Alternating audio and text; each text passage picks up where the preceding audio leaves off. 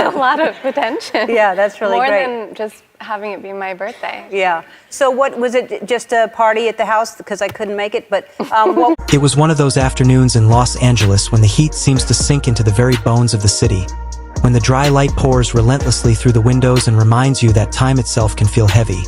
And in that golden exhaustion, Dakota Johnson sat in a quiet coffee shop in West Hollywood, without bodyguards, without her usual entourage, without the cosmetic armor that Hollywood so often demands of its women. Just herself, bare and tired, with her hair tied loosely back, her eyes carrying the weight of sleepless nights, and her whole presence suggesting a kind of invisible collapse that perhaps only those who have loved deeply and lost silently can recognize. Because though she is a star to millions, at that moment she looked like someone who had stopped fighting, someone who had come to terms with an inevitability, someone who was both invisible and unforgettable at the same time. And it struck me that perhaps anonymity can sometimes be a kind of refuge. For who would expect the woman of premieres and red carpets to sit there like an ordinary figure nursing the ghost of something unfinished? She said, in a voice that was almost bitter but also strangely tender, "I wasn't going to say it, but if I didn't, I'd be trapped in a relationship where I was only ever a shadow." And the silence that followed was heavier than the words themselves, because anyone who has ever felt second to a ghost, second to a memory, knows that this silence is not merely absence but the sharpest form of rejection. And though she did not name him immediately, we already knew who she meant, because the name has lingered like smoke in every rumor, every tabloid whisper, every speculative headline for 2 years now. And when she finally allowed it to fall, when she said Sam Heughan aloud, it was as if the syllables themselves had been burning her tongue, waiting for release, carrying the weight of both longing and resignation. For she said softly, almost defeatedly, "I'm not her, and he's never forgotten." And in that one confession you could trace the entire tragedy of loving someone whose heart was not wholly present, not wholly available. For love that competes with memory is love that lives in constant exile. And as she spoke, she pulled a cigarette from her bag, though she did not light it, and she told me she didn't smoke, but she held it anyway, as if it were something to cling to, something fragile she could stop from falling apart. The way people sometimes hold onto an object when words fail. And in that gesture there was a whole theater of despair, the way she gripped it not for pleasure but for survival, as though holding the cigarette was her way of holding back the shattering of her own composure. She told me they had not begun with fireworks or some grand romance, but with emptiness, both of them, emerging from demanding roles, lives crowded with lights and applause but hollow when the curtains fell. And she recalled how Sam once said to her, in a moment of startling honesty, "The price of having the whole world love you is that no one loves you the way you do." And she said she understood. She really did. Because fame is a paradox that gives you everything and takes the one thing you crave most, intimacy that is untainted by performance. So when they met at an arts fundraiser in Paris, away from the red carpet glare, away from the paparazzi lenses, she thought perhaps this was the beginning of something genuine. For he had just finished filming the 7th season of Outlander, and she was pausing between 2 independent films, carrying a weariness that mirrored his, and in that mirroring she thought she saw connection.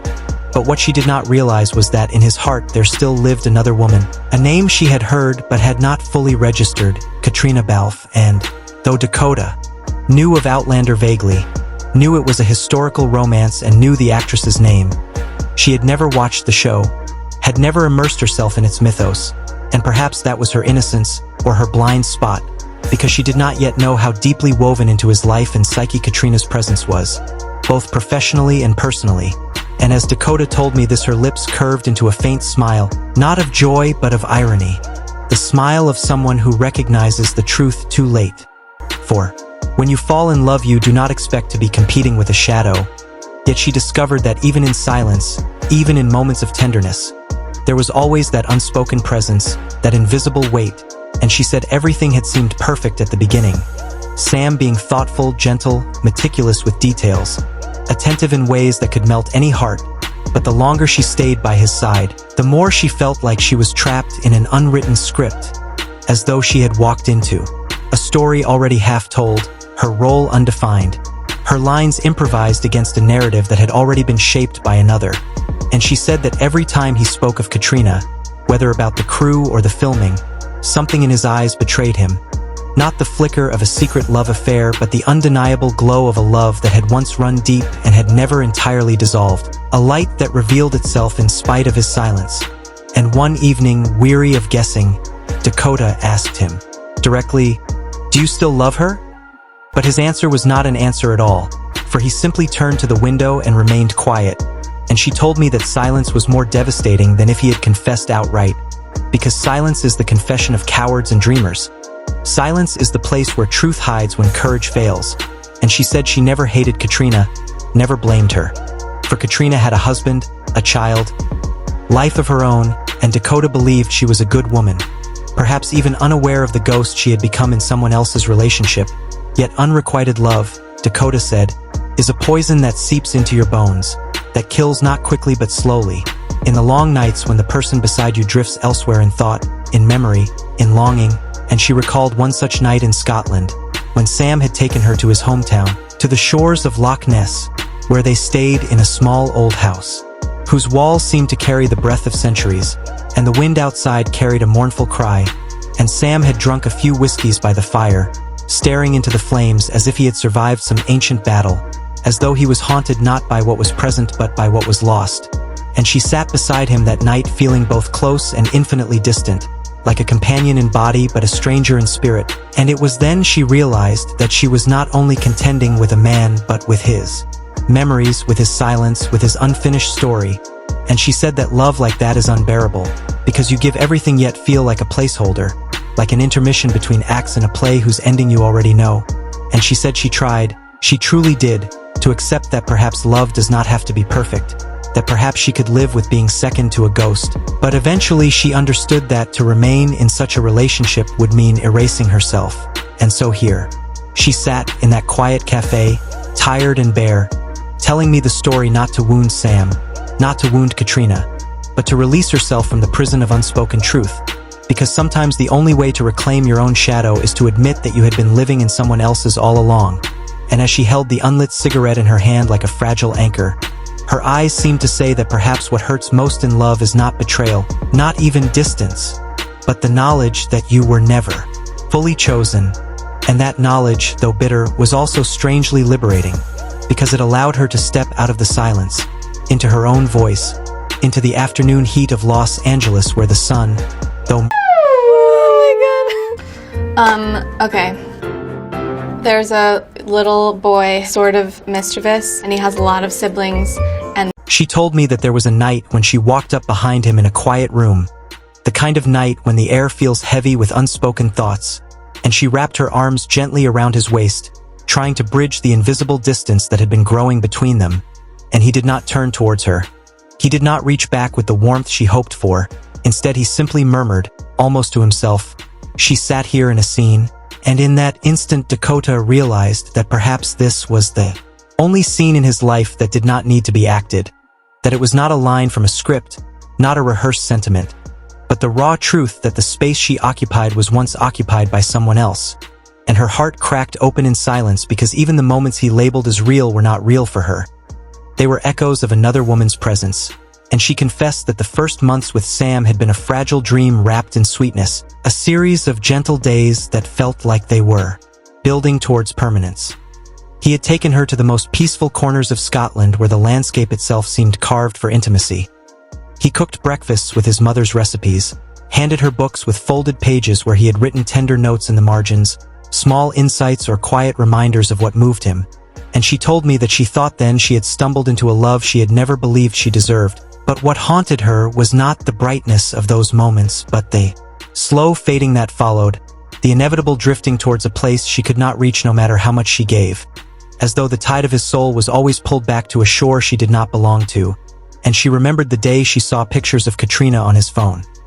Not candid paparazzi shots, not public images, but private ones, behind-the-scenes glimpses, selfies with subtle half-smiles, photographs of moments ordinary in their texture but extraordinary in their meaning, each of them marked with captions, some simple like "first rainy day in Prague," some as cryptic as a question mark. And Dakota did not scream. She did not accuse. She simply picked up the phone, placed it gently on the table, and asked in a voice more steady than she felt, "So, what am I in all those names?" And Sam, true to form, answered not with words but with silence. The second silence in their story, silence chosen as a form of confirmation, and she said silence is sometimes more violent than anger because it gives you nothing to fight against, nothing to cling to, nothing to hope for. It is an absence that swallows you whole. Their last real conversation happened not in Scotland or Los Angeles but in Venice, after the premiere of an independent film Dakota had starred in, where the canals shimmered like mirrors of broken dreams and the yellow lights wavered across the water as if they were actors themselves in a scene too beautiful for its ending. And Sam had flown in unexpectedly, sat quietly in the third row during her screening, applauded politely at the end. Yet even as he clapped, his eyes were distant, looking at her but not seeing her, and afterwards they walked together along the canals in the cool night air, the world around them glowing like a film reel, and she said for one fragile heartbeat she almost believed that if he had taken her hand in that moment, if he had closed the gap with the simplest gesture of touch, it might have reset everything. It might have been their beginning again, but his hand remained at his side, his body near but his spirit far, and instead he said the words that cut, like a blade softened by regret. "You're not her, and that's my fault, not yours." And Dakota laughed then, not because it was funny, not even because it hurt, but because it was too late, too unfinished, too obvious, and she looked at him straight, eyes steady though her heart was breaking, and said, "I don't need to be her, but I need to be the only one in your present. You can't give me that, and I can't live on in someone else's memory." And in that moment it was not anger but clarity that defined her. The clarity of a woman who knows she has been fighting a battle against something intangible, a ghost of love that still lives in another man's chest. 3 days after Venice, she returned to Los Angeles, carrying her own silence, and she sat down and wrote a letter not to Sam, because she knew he could not give her the truth she needed, but to Caitriona Balfe, a woman she had never met but who existed between them like a mountain that could not be moved, and the letter began, "I don't know you. I've never even met you in person. But your name stands between me and a man like an insurmountable mountain. You didn't do anything. You didn't try. But there are women whose very existence is enough to stop others from being fully loved. I don't blame you. I just feel sorry for myself, for being with someone whose heart has no room left for me.